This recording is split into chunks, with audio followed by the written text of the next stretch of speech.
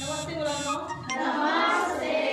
आज आपण शिष्यवृत्ती परीक्षेमधील सांकेतिक भाषा हा घटक पाहणार आहोत.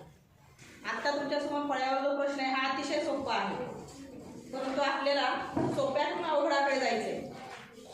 त्यामुळं आपण हा सोपा प्रश्न घेतलेला आहे.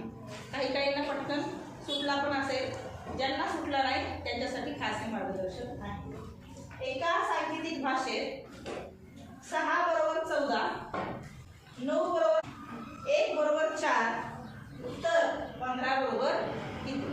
आपल्याला त्यांचा संबंध जोडायचा आहे. जो संबंध आपण यांच्याशी जोडू तोच संबंध यांच्याशी जोडला गेला पाहिजे, तोच यांच्याशी जोडला गेला पाहिजे, नंतर आपल्याला बरोबर उत्तर सापडणार आहे. संबंध आपण पहिले सोडूया. 1 नंबर ह्यांना दिला.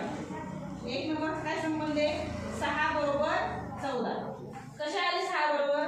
तर दिलेल्या संख्येला 2 ने गुणलं आणि त्याच्यामध्ये 2 मिळवले. 6 दुने 12 अधिक 2 काय उत्तर आलं ह्याचं? आलं. 6 बरोबर 2, 6 बरोबर 14 आलं उत्तर. आता दुसरं सोडूया. 9 बरोबर 20 आपल्याला येतंय का पाहायचंय. 9 बरोबर 20. 9 गुणिले 2 अधिक 2, 9 दुने 18 अधिक 2, 18 अधिक 2 किती? 20. आले आपले 9 बरोबर 20. थोडक्यात मी पदावली सोडवली बरं का. पदावल्या सुद्धा अशाच असतात. पुढचा संबंध हा बघूया 3 नंबरचा. 1 बरोबर 4, 1 गुणिले 2 अधिक 2, 1 अधिक 2, 2 आणि 2 4. संबंध जोडला गेलेला आहे.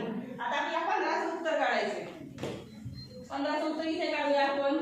ह्याला आपण नंबर 4 देऊया.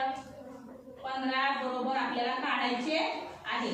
आपण काय करणार? 15ला किती नाही गुणणार? 2 नाही गुणणार. इथे गुणणार आहे सगळीकडे 2 ने. 15ला 2 ने गुणणार. किती मिळवणार त्याच्यामध्ये? 2. सगळीकडे 2 2 2 2 मिळवलेले आहे. ते आपण मिळवूया. 15 दुने 30 अधिक 2, 30 अधिक 2 32. अशा प्रकारे पर्याय क्रमांक 1 हे आपलं उत्तर आलेलं आहे. आणि पटकन आपण 1 नंबरचा गोल रंगवून घ्यायचा आहे. समजलंय?